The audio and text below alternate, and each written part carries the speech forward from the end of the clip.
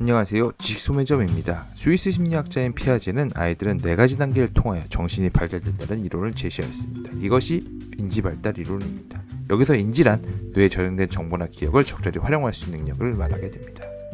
각 단계는 감각운동기, 전조작기, 구체적 조작기, 형식적 조작기 4단계로 구분됩니다.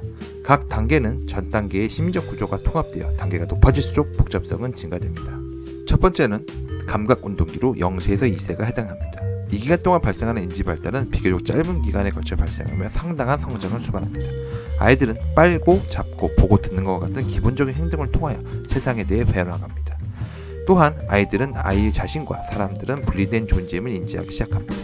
피아제는 아이들이 불체가 볼 수 없을 때에도 존재한다는 것을 이해하는 것이 이 시점의 가장 중요한 인지발달 과정이라 주장하였습니다. 이를 대상 영속성이라고 합니다. 실제로 이때 아기들은 엄마가 눈에 보이지 않으면 없다고 생각하고 불안해합니다. 하지만 8에서 9개월쯤 되면 엄마가 지금은 보이지 않지만 존재한다는 대상 영속성을 획득하기 시작합니다. 이때 눈에 보이지 않는 무언가를 지칭하기 위해서 언어를 사용합니다. 이런 과정을 통하여 언어를 습득하는 것입니다. 두 번째 단계는 전조작기입니다. 연령으로는 2세에서 7세가 이 시기에 해당합니다. 상징적 사고가 가능하게 되고, 예를 들면 사탕이라는 단어를 들으면 사탕의 모양이나 맛을 생각할 수 있게 됩니다. 이 단계의 아이들은 자기중심적이고 다른 사람들 관점에서 사물을 보는 것이 매우 힘이 듭니다. 그렇기 때문에 환자와 의사, 엄마와 아빠 등 역할놀이는 이 시기의 아이들에게 매우 중요한 놀이라고 볼 수 있습니다. 그리고 이 시기의 아이들은 아직 보존 개념을 가지지 못합니다. 2개의 동일한 크기의 진흙 조각을 한 조각은 굴려서 작은 공을 만들고 다른 한 조각은 납작한 케이크 모양으로 만듭니다. 아이들의 눈에는 납작한 모양이 더 커 보이기 때문에 똑같은 크기임에도 납작한 팬케이크 모양의 조각을 크다고 생각하게 됩니다. 세 번째 단계는 구체적 조작기입니다. 7세에서 11세가 이에 해당합니다. 이 단계에서 아이들은 구체적인 사건에 대해 논리적으로 생각하기 시작합니다. 또한 그들은 보존의 개념을 이해하기 시작합니다. 아이들은 귀납 논리를 사용하여 개별적인 특수한 사실이나 원리를 전제로 하여 일반적인 원칙을 이끌어낼 수도 있습니다.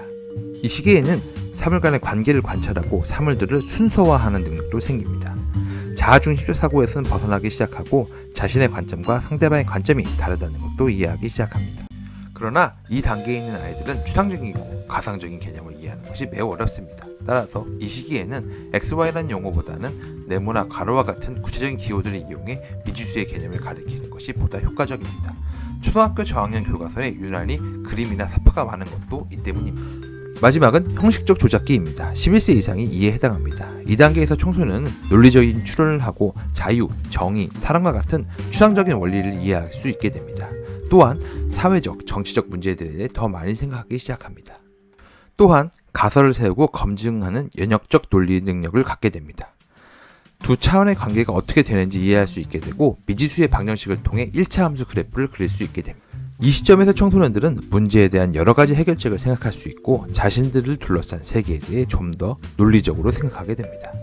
피아제의 이 이론은 연구 방법의 객관성이 부족하다, 인지 발달에 미치는 문화적 영향을 간과하고 있다 등 이 이론이 가지고 있는 한계점은 분명히 있습니다. 그러나 이 이론이 현재까지도 이용될 수 있는 이유는 이 이론을 통하여 각각 시기의 아이들은 세상을 바라보는 방식에 근본적인 차이가 있다는 것을 우리에게 알려주었으며, 또한 발달 과정에서의 아이는 수동적인 지식 수정자가 아닌 작은 과학자들처럼 행동하면서 능동적이고 적극적인 역할을 한다고 알려주었습니다.